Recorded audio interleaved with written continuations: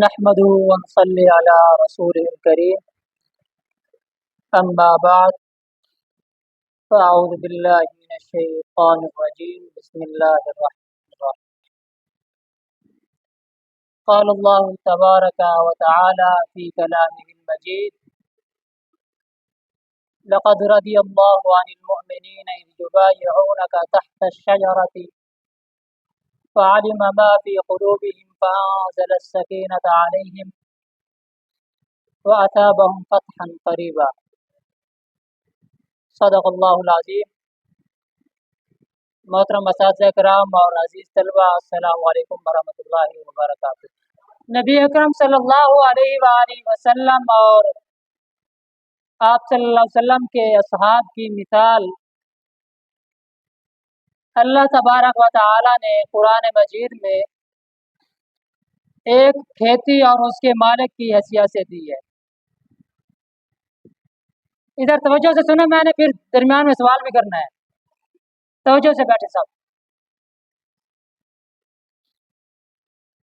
نبی اکرم صلی اللہ علیہ وسلم کو اللہ تبارک و تعالیٰ نے ایک مالک کی حیثیت سے پیش کیا ہے، اور آپ صلی اللہ علیہ وسلم کی محنت سے جو اصحاب تیار ہوئے، جو فصل تیار ہوئی، اس کو ایک کھیتی، ایک باغ، ایک چمنستان، ایک باغیچے کی شکل، ایک تشبیہ دی ہے اللہ تبارک و تعالیٰ نے کہ آپ صلی اللہ علیہ وسلم نے ایک ایسا خوبصورت باغیچہ تیار کیا، ایک ایسا دل نشین باغ ہے، ایک ایسی دلکش جگہ ہے جس کا ہر پھول اپنے اندر ایک خوبصورتی رکھتا ہے، ایک وجاہت رکھتا ہے، اس کی اپنی ایک شان ہے ہر ایک پھول کی۔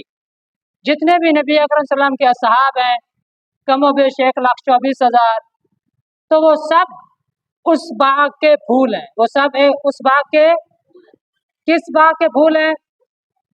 کس باغ کے؟ جو نبی اکرم صلی اللہ علیہ وسلم نے تیار کیا تھا۔ اصحاب رسول کا جو باغ نبی صلی اللہ علیہ وسلم نے تیار کیا تھا، جو کھیتی تیار کی تھی، تو وہ سارے صحابہ اس باغ کے پھول ہیں، ٹھیک ہے؟ ان میں سے ہر ایک کی خوشبو ہے، ان میں سے ہر ایک کی رنگت ہے، ہر ایک کا اپنا ذائقہ ہے، ہر ایک کی اپنی مٹھاس ہے، اور ہر ایک اپنی خصوصیات میں دوسرے سے کچھ مختلف ہے۔ ہر ایک پھول اپنی خصوصیات میں دوسرے سے، آپ باغ میں جاتے ہیں نا، کہیں پھولوں کے باغ میں گئے ہیں آپ لوگ؟ درختوں کے باغات میں گئے ہیں؟ وہاں مختلف قسم کے پھول ہوتے ہیں، ایک گلاب کا پھول ہے، ایک چنبیلی ہے، اور یعنی مختلف قسم کے پھول ہوتے ہیں۔ جشن بہارا لگا ہوتا ہے، آپ کبھی دیکھا ہوگا، آپ نے دیکھا ہے نا؟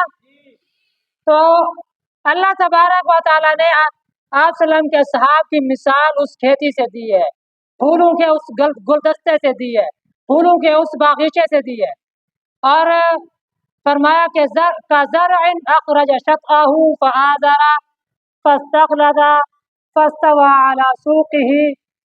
تو یہ ساری مثال اس کھیتی کی ہے کہ اصحاب مصطفیٰ کی مثال اس کھیتی کی سی ہے، اس مالی کی سی ہے کہ جس نے کھیتی اگائی تو وہ اپنی زمین کو پھاڑ کر نکلی، اس کی کوپل نکلی، پھر وہ اس نے طاقتور ہوئی، اس نے طاقت پکڑی اور اس اپنے تنے پر سیدھی ہو گئی۔ تو اس کھیتی کو دیکھ کر جو کھیتی کا مالک ہے کہ یعجب الزراع، تو کھیتی کا مالک خوش ہوتا ہے۔ کھیتی کا مالک ہے، اس میں کھیتی کا مالک کون ہے؟ اللہ کا رسول، اللہ کے رسول۔ اور کھیتی سے مراد کیا ہے؟ ہاں، امت محمد اور اس سے پہلے اصحاب مصطفیٰ۔ تو اس جو باغیچہ ہے، یہ باغستان ہے، تو ان پھولوں میں سے، ان قیمتی پھولوں میں سے، ان روشن میناروں میں سے آج میں آپ کو صرف ایک پھول کی مثال دینا چاہوں گا، اور وہ پھول ہے حضرت عثمان غنی۔ کون ہے؟ حضرت عثمان غنی۔ حضرت عثمان غنی رضی اللہ عنہ شروع میں مسلمان ہو گئے تھے۔ جب نبی اکرم صلی اللہ علیہ وسلم نے اپنی نبوت کا اعلان کیا تھا، لوگوں کو اسلام کی دعوت دی تھی، تو سب سے پہلے حضرت ابو بکر، حضرت خدیجہ، حضرت زید اور حضرت علی، یہ 4 شخصیات مسلمان ہوئی. تو پھر حضرت ابو بکر رضی اللہ عنہ کے دوست احباب تھے. تو حضرت ابو بکر رضی اللہ عنہ نے اپنی کوششوں سے جن لوگوں کو مسلمان کیا، ان دوستوں میں سے ایک حضرت عثمان تھے. کون تھے؟ حضرت عثمان. حضرت عثمان غنی رضی اللہ عنہ کی دین اسلام کے لیے اور آپ صلی اللہ علیہ وسلم کی ذات اقدس کے لیے بہت ساری قربانیاں ہیں. نبی اکرم صلی اللہ علیہ وسلم نے جب پہلی مرتبہ اپنے ساتھیوں کو، اپنے صحابہ کو ہجرت کرنے کا حکم دیا. اچھا بھائی بتائیں، پہلی ہجرت کب ہوئی تھی اور کس طرف ہوئی تھی؟ کس سرزمین کی طرف ہوئی تھی پہلی ہجرت؟ کون بتائے گا؟ شاباش. پہلی ہجرت حبشہ کی طرف 2 ہجرتیں ہوئی ہیں. پہلی ہجرت حبشہ کی طرف ہوئی، دوسری ہجرت بھی حبشہ کی طرف ہوئی، اور تیسری اور آخری جو فائنل ہجرت ہے وہ مدینہ کی طرف، یثرب کی طرف ہوئی تھی. تو حضرت عثمان غنی ہجرت حبشہ میں شامل تھے، اور حضرت عثمان غنی رضی اللہ عنہ کے ساتھ آپ رضی اللہ عنہ کی بیوی حضرت رقیہ وہ بھی شامل تھی. اب آپ بتائیں کہ حضرت رقیہ کون تھی، کس کی بیٹی تھی؟ کون بتائے گا؟ ہاں بھائی، حسان عثمان، یہ حسان معاویہ کھڑا ہو جائے. حضرت محمد صلی اللہ علیہ وسلم کی بیٹی تھی. حضرت رقیہ کن کی بیٹی تھی؟ نبی اکرم صلی اللہ علیہ وسلم کی بیٹی تھی. کن کی بیٹی تھی؟ یہ سبق بھی یاد کرتے رہنا ہے نا. دانش توجہ سے بیٹھو. تو حضرت رقیہ کن کی بیٹی تھی؟ تو یہ ہجرت حبشہ میں شامل تھے، حضرت عثمان غنی بھی اور حضرت رقیہ بھی. پھر یہ ہجرت کر کے مدینہ ہے.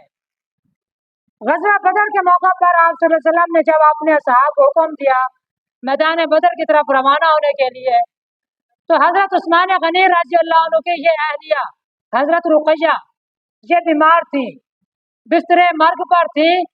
یعنی اسی بیماری میں حضرت رقیہ کی وفات ہو گئی تھی جب نبی علیہ السلام غزوہ بدر میں تھے.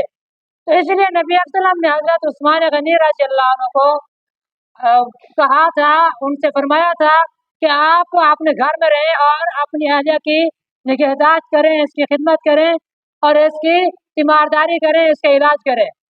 تو حضرت رقیہ رضی اللہ عنہ غزوہ بدر کے دوران ہی وفات پا گئی تھی. تو حضرت رقیہ کی وفات کے بعد حضرت عثمان غنی بہت زیادہ غمگین تھے. نبی اکرم صلی اللہ علیہ وسلم نے آپ رضی اللہ عنہ کو اپنی دوسری بیٹی ام کلثوم وہ آپ کے نکاح میں دے دی. کون سی بیٹی دے دی تھی؟